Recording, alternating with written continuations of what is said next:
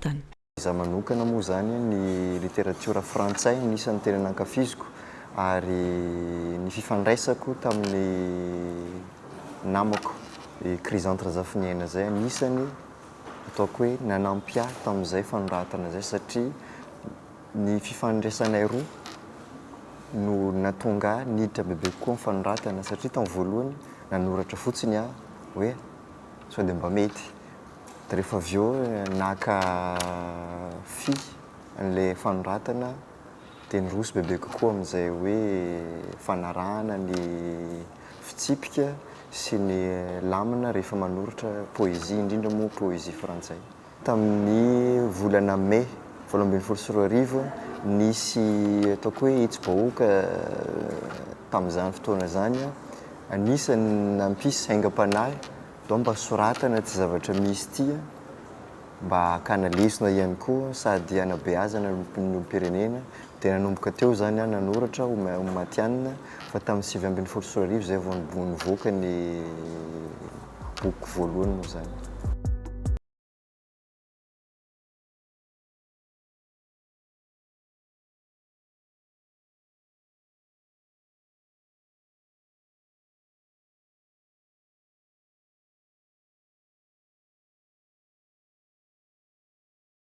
Raha ny ara-piforonan-teny jerena avy amin'ny teny espagnol hoe libérateur ny dikany hoe mpanafaka dia amin'izay hoe mpanafaka zay mifanakaiky amin'ny anarako satria raha tsy terena ny anarako olon'afaka dia manafaka ny hafa na koa ny fiarahamonina sy ny mpiarabelona amin'ny olana sy ny zavatra hita hoe mangeja moa zany dia zay no nahatonga ilay anarana hoe Libertador. Les pilleurs de l'État. Ils ne pensent qu'à leurs intérêts en multipliant des ruses et des vols. C'est la cause de notre désintérêt. Disons-le tout net, on a ras-le-bol. Avec eux, rien ne s'améliore. Le chaos suivi de troubles partout. Le maître c'est là, ose-t-il encore? C'est sûr, ils vont exploiter leur atout. Attendre quand les poules auront des dents pour les voir cesser de piller l'État. Soyons prêts pour les grands revirements pour sortir le pays de cet état. Libertador. Mirona kokoa ny amin'ny fitiavan-tanindrazana ny fahafahana ny tononkalo Libertador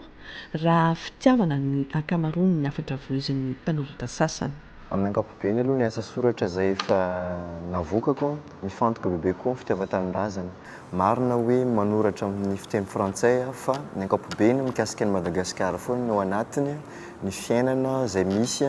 na eo anivon'ny firenena izany na amin'ny fiainana andavanandro ihany koa satria ny ara-kolontsaina ataoko hoe mibahan-toerana ihany koa anatin'ny asa soratra izay ataoko fa mikasika ny fitiavana tsy oriko ny marina fa tsy dia manoratra loatra mikasika an'iny fa mikasika ny vehivavy ny ataoko hoe ny erisetra na ny olana manjady amin'ny vehivavy amin'ny ankapobeny indray ino anisany ataoko hoe lohahevitra anisan'ny mibahan-toerana ihany koa amin'ny asa soratra izay ataoko. Ny antony mety hoe noho ny fahalalako ny tantaram-piainan'ireo mpanoratra teo aloha satria raha tsy hanonona ohatra ny Rabearivelo sy maro hafa fa matetika rehefa misy olana ara-pitiavana dia misy fiantraikany amin'ny fiainan'ilay mpanoratra ilay fiainam-pitiavana dia mba tsy hampisy an'izay sady fakana lesona ihany koa nisafidy aho hoe tsy hanoratra ara-pitiavana fa tsy manakana anefa raha misy ohatra hoe fahatsiarovana manokana na fangatahana manokana avy amin'ny olona dia manoratra ihany aho fa araka izay fangatahana izay ihany fa tsy avy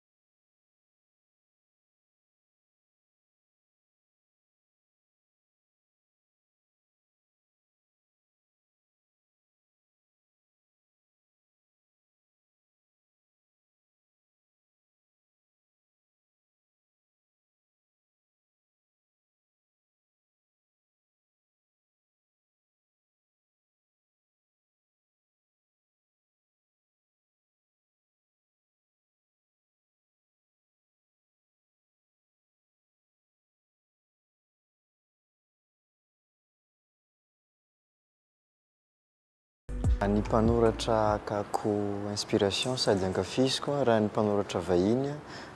zareo moa zany teo amin'ny taonjato faha 20 no tena nampalaza azy Victor Hugo raha ny romantique sy Alfred de Musset fa ny poète symboliste toy ny Verlaine ihany koa ankafiziko dia ho an'ny mpanoratra malagasy Rabearivelo mazava ho azy dia ihany koa i Jacques Rabemananjara sy David Zomanoro ireo mpanoratra eninareo anisan'ny hoe mpanoratra ankafiziko ankoatrany mpanoratra izay vao misonitra amin'izao toa ny Nahasy, Kaila sy ireo maro samihafa. Rony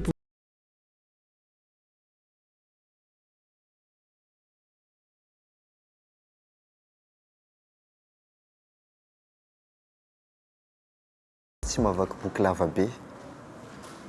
na tany am-pianarana fotsiny ara zay rehefa manao ohatra hoe lesona ngeza be na hoe lavalava moa zany dia mahasolo ny anarana ilay mpampianatra hoe RFI na hoe efa andeha hamaky gazety koa androany mba hiresahana fotsiny hoe ilay zavatra lava be matetika tsy manintona dia noho izay antony izay no safidianako hoe aleo atao fohifohy ihany mba manamora an'izay hoe fa azo fotoan'ny olona mamaky boky amin'ny maha kanto azy ihany koa kanto azy sarotra foana ny mamoaka boky na manify io na matevina mila fanampiana sy fiaraha-miasa trany. Tamin'ny boky ny voalohany ny constat de la réalité tamin'izay niara-niasa tamin'ny maison d'édition Antsevasera ny anarany izay sorako manokana zareo tamin'izay satria mbola ataoko hoe mbola vao mpanoratana mihitsy tamin'izay ny antso nyresaka tamiko ny tompon'andraikitra ny maison d'édition sao dia mamazoto anao fa hovokanay ny bokinao fa zao sy zao ny fepetra sy ny ataoko hoe ligne éditoriale zay ajainay dia ny fampiresaka teo moa zany zahay dia tanfara nahita fifanarahana dia zay no anisany nanampy ahy tamin'ny fanotana ny boky voalohany zay navokako fa taorian'izay kosa rehefa nandinika aho sy nisy fifampiresahana tamin'ny namana tsy afa-po aho tamin'ny fanapariahana dia nanapa-kevitra aho hoe tamin'ny boky izay faharoa navokako ny nanao auto édition fa kosa ny fanapariahana niara-miasa amin'ny libraire ary ireo mpanoratra efa namana teo aloha ihany koa. Hatreto aloha miezaka amin'izay kely ananana izay ihany koa moa zany ny filozofia nanabeazana anay ilay hoe miainga amin'ny kely ananana dia rehefa avy eo miezaka manatsara fa amin'ny ankapobeny mavesabesatra ihany ny sandan'izay hoe famoaham-boky izay fa miezaka foana mamoaka tsikelikely dia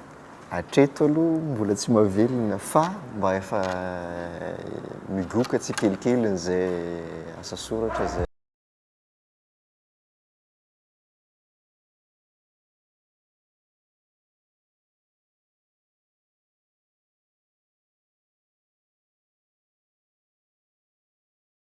Ny sangan'asa izay hoetraretina ho avoaka tsoatsy moa zany misy anankiroa anankiray sangan'asa iarahana amin'ny namana telo izay miara-miasa amin'ny famoahana ny boky fa ny lohateny dia ny hoe première anthologie Soamankanto amboaran-tononkalo zany izy io natambatra ny tsongaina izay tena hoe nankafizina sy tian'ilay mpanoratra dia misy telopolo no anatiny.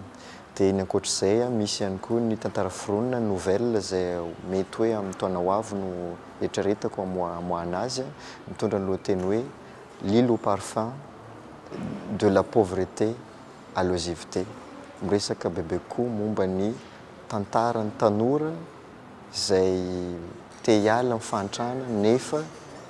lasa variana amin'ny zavatra mandalo.